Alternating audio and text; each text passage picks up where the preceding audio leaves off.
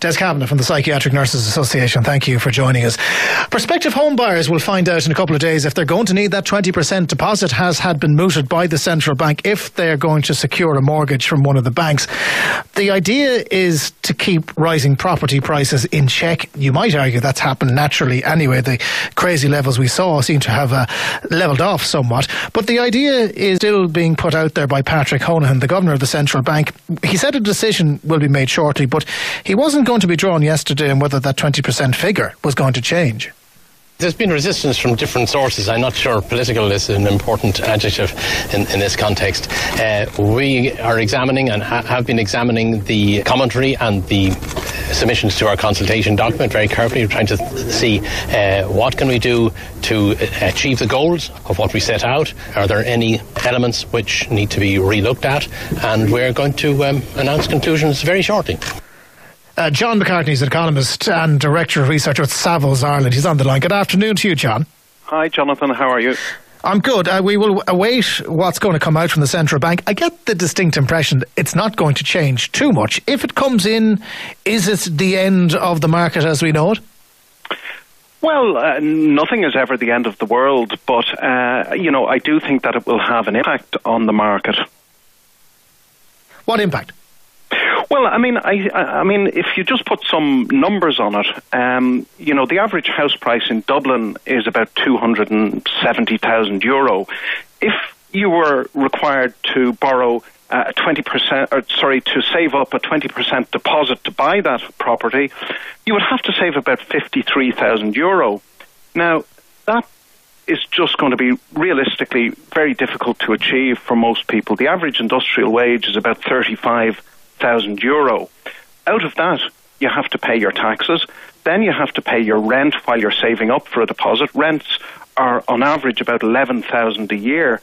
And what you've got left wouldn't be enough to feed and clothe yourself, never mind to save up a €53,000 deposit. So to me, the level at which this is pitched is too high. I have no problem with the principle of it. In fact, I agree with it. But it's just the level, I think, that it's set at is too onerous. We know that the central bank has been taking submissions on this. I'm not sure whether Savills put one in, but will they take that on board? I mean, a lot of people have objected, but the central bank's goal is clear on this. They want to put the brakes on rising house prices, and this is the way they see it doing it. Well, I suppose to answer your question, we did make a submission through the Property Industry Ireland, it remains to be seen whether the central bank will take cognizance of that. I mean, from the clip that you played at the outset there, it seems that the governor is listening to the submissions and looking at them and giving them due consideration, which is exactly what you would expect. I don't know what he will do. We won't have to wait too long to find out, it seems. But ultimately, the question really is, are you going to be excluding people from the housing market? That is really it. But the obvious answer is that you are, because if I was to roll back time 15 years to put myself in the position that someone now who is in their late 20s is making a decision about saving up for a deposit, I wouldn't have been able to save 20%. Then I wouldn't have been able to buy my property, and I would still be renting now. And that means that we're looking at a fundamental change. We're going to move from a high ownership rate to a very high renting rate. Yes, I think that will be part of the outcome if these macro-prudential measures do go ahead. If the objective of the central bank is to moderate house prices, then I think there are other ways of achieving this. The most obvious is really to facilitate greater construction activity so that we supply the market with more product. At the moment, it doesn't really matter whether you're looking at the rental market or the owner-occupier market. Prices and rents are flying up in both markets, and the reason for that is that there are just too many bodies looking for beds, and the way to address that is with new supply. So what do we do to bring that in? Well, we facilitate building activity by reducing the VAT on construction. We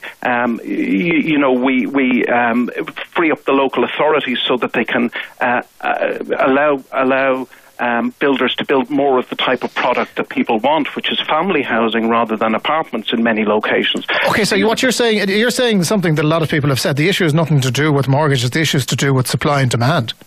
I think that is really it. But at the same time, Jonathan, I'm not really sure that where the central bank are coming from here is, I'm not really sure they're actually trying to affect house prices. I think they're more focused on the stability of the banking sector, and what they want to see out of this is the banks not lending at an irresponsible rate that will cause defaults to occur further down the line and affect the balance sheet. So I think it's possibly a case of two different arms of the state